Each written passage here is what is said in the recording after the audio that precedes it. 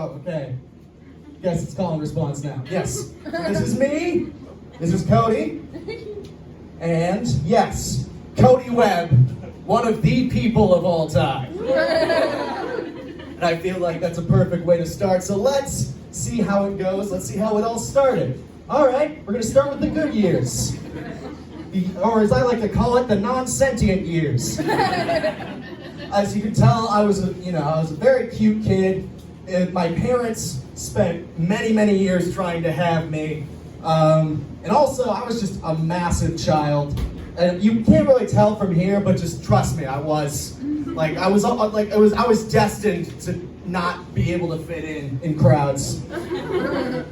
But yeah, just a huge kid, and because my parents would just let me do. I wouldn't say they let me do whatever I want, but they would let me get away with shit. Like, what the hell am I doing here? I have a lamp.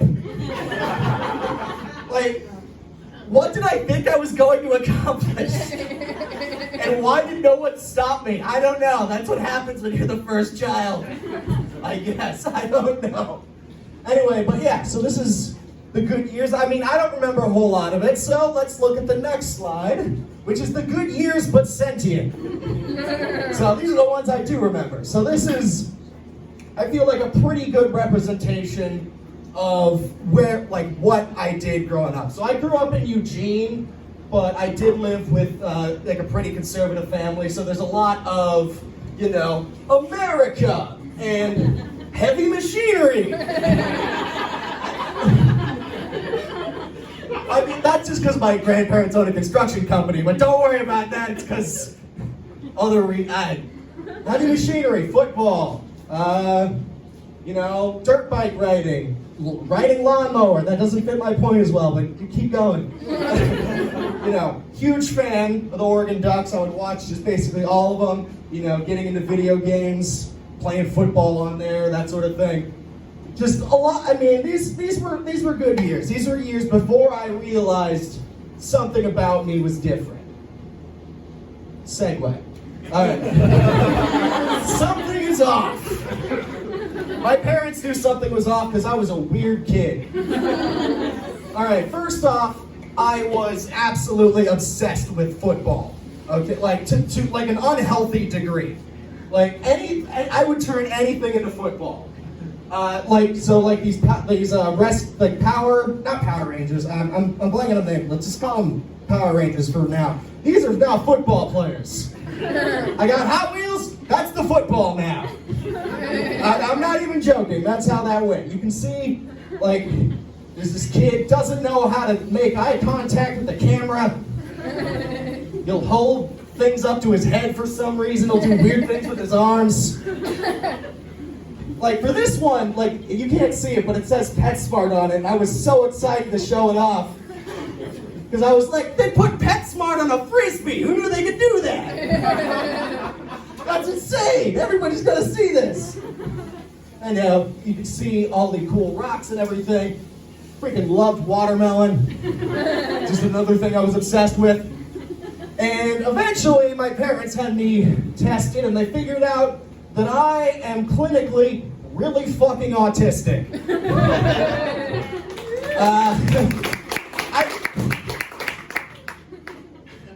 I didn't do anything. I was born like this. You guys are clapping like a some form of accomplishment. This was late 90s, early 2000s, so you had to go to an actual doctor. You couldn't just go on TikTok and have a 15-year-old diagnose you with autism. No, you had to actually go to an actual doctor. And it was still it was still basically unknown, but my parents sort of they wanted things to go for the best, but it would take a while. Because if you're autistic, you have trouble socializing, and that was another thing that was difficult for me. And that leads us to the bad years.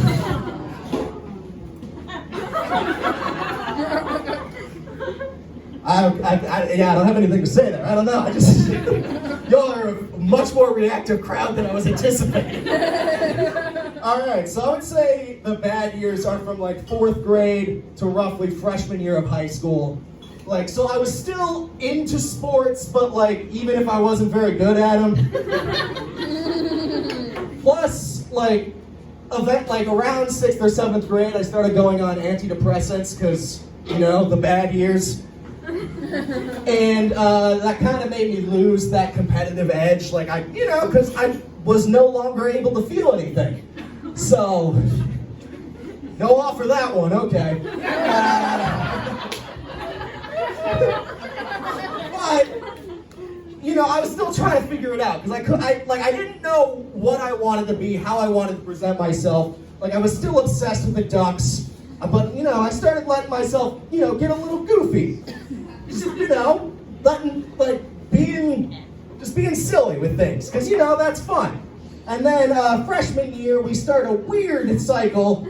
We start a weird phase where I just get really into hats. Like, I genuinely am not sure, but I'm guessing I just wanted a way for people to pay attention to me. But I don't even know. It's just something I did for like 5 years, where I was just obsessed with these just weird-ass hats. I would wear them every Wednesday. Like, this is not a, like, at-home thing. No, this was a weekly occurrence. I would just go to school. But, you know, like, and as you can see here, like, you know, kind of normal-looking kid, very dorky-looking kid here, trying his best to look cool, but having no clue what that looks like. Because, you know, I went to Catholic school for 8 years, and this was my first year in public school. And I'm like, oh, I get to wear clothes that I actually want to wear now. And that was a mistake. I was wearing like a flannel jacket in like late August. Because I thought that's what cool people did. All right, but, you know, this is around the time when things started getting better, but I'm still figuring shit out. That's why I call it the figuring shit out years. So this is around the time, like I had done theater before, but it was very much just like kind of a thing that I did. It wasn't really that key to what I was doing, but you know, I started getting into more shows. It started becoming a bigger and bigger thing. And you know, it's a cool way to express yourself if you don't know what you're doing and you don't know how to write. Another thing, I got really into chess in high school. Pause for applause.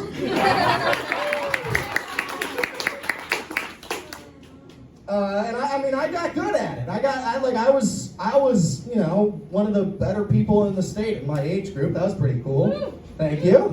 But like at the same time, like I still didn't know what to look like. Like, look at this. Why does my head look that aerodynamic? That's not what heads are supposed to look like. But eventually, you know, I went through the awkward years, and I mean, these are still awkward, just, you know, less. But I just still trying to figure out what I want to be. Because, like, do I want to be taken seriously? Or do I want to just be like just a goofball? Or do I want to be, you know, somebody who cares about stuff? I don't know. I'm still figuring it out. But by the time I finish high school, things are working. I mean, I've got a better idea of what I'm working with. I've gained some confidence. I've gained the ability to talk to people somewhat successfully. And now, we move on to college. So I'm still doing theater. This is more like community theater at this point. Still having a good time. I only do that for about 2 years because you know, I need to focus on my studies. And also, I'm running the chess club at the U of O. So, thank you. And you know, I'm still figuring things out. I'm playing a wide variety of roles. I'm playing old people now. No, I'm not even kidding. I was cast in 3 different shows in the same year as 60-year-old men. And they were all different directors, too. Like, this wasn't one director who had a weird vision for me. No, this was just every single time, just getting different directors. Anyway, that's not super important. The important thing is this picture. This is probably the most important picture of the entire thing. You can see here, I'll start with Chloe. We meet at freshman orientation, we hit it off. We become really good friends.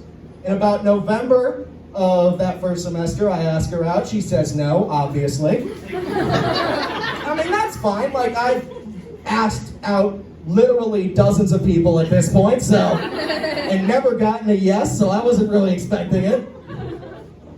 No offer that one either. Okay. You guys have weird priorities. Somebody getting rejected 60 times is fine, but just saying the bad years, that's too far. Anyway, we hit it off. We're still really good friends. Our sophomore year, Chloe gets a roommate named Aurora, and you know they're just kind of there. Like, not in a mean way, but it was just like, you know, if you're hanging out at your friend's house and they just have a roommate, like that's just what it is. Like, you don't really think about it much. But eventually, near the end of the year, Aurora and I accidentally end up taking the same class. And even, like, I didn't even recognize Aurora because Aurora had just gotten their haircut, but apparently I had made eye contact with her and she thought, oh shit, I guess I have to sit next to him now. So we hit it off. It goes well. I ask her out, and she says, sure, why not? That is verbatim. Yeah, sure, why not? And they would have said no if her roommate hadn't said that she would have said yes to dating me if I didn't look like her brother. Which she never told me about. So every time she was nice to me, I kept thinking, like, ooh, did she change her mind?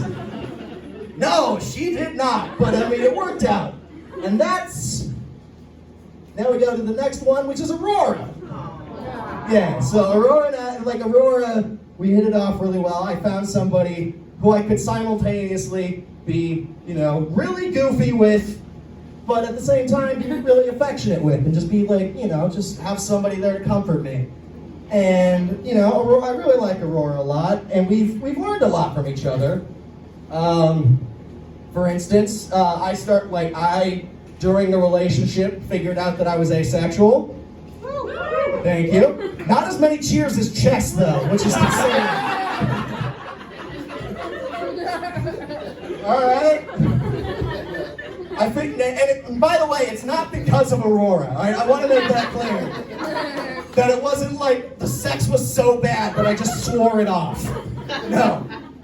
I had been thinking about it for a while, I figured it out, and at the same time, we figured out other things about ourselves. I'm not going to necessarily disclose Aurora as much because, you know, I'm not them. It's kind of their job. Next time you get booked on this, you can explain whichever parts you want.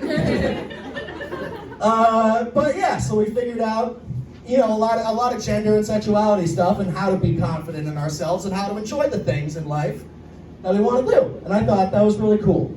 And so Aurora and I end up dating all the way through college. We end up staying a year in Eugene after college, just doing regular job stuff. But I decide near the end of the year, I'm like, I want to do something else. I want to go to grad school. So I apply to grad school, and I get in, and it is in... All right, back. Boston!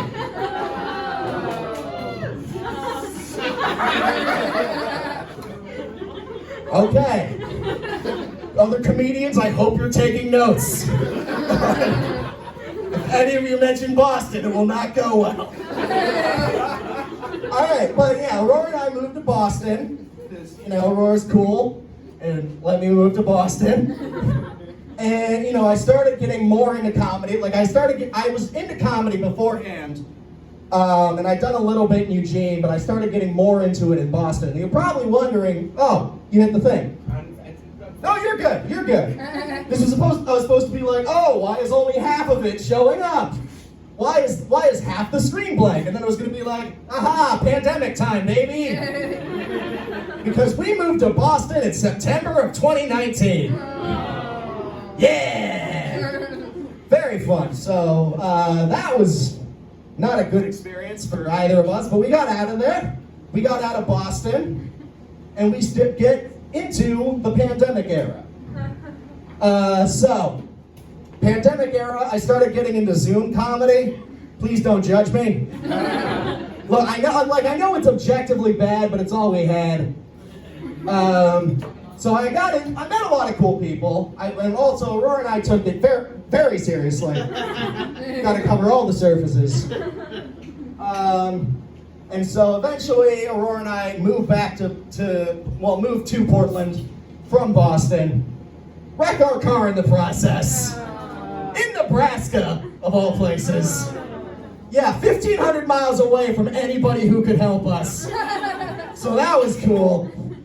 But anyway, eventually, I got the first vaccine, and you can see the effects here. And then I got the second vaccine.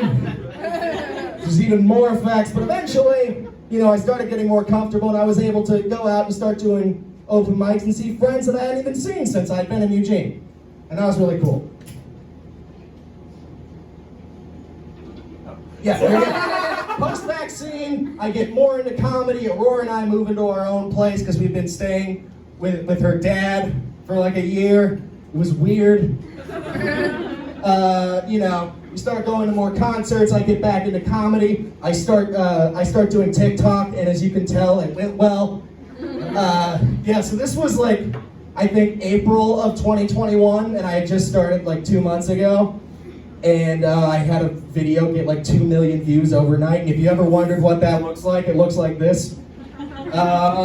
So that was when I was like, hey, maybe this TikTok thing could work after all. And also, Aurora and I got married, whatever. It was for insurance. All right. Okay. But that leads us to today. All right. So on TikTok, I invented this character called the Ace Council, who's basically who's just in charge of all asexuals. And it worked out really well. So well, in fact, that I said if I got to 100,000 followers, I'd dye my hair purple. Bam, there you go. I started experimenting with all that. I had a brief, 6-month period where trans TikTok was trying to convince me that I was a woman. I don't really have time to get into that. It's as weird as it sounds, I promise. And then, we went to Pride. I experimented more with my hair. I started being kind of just, whatever to gender, being a lot more non-binary. And I'm not going to say I'm non-binary, but I'm going to heavily imply it. Because I'm not willing to make the commitment yet.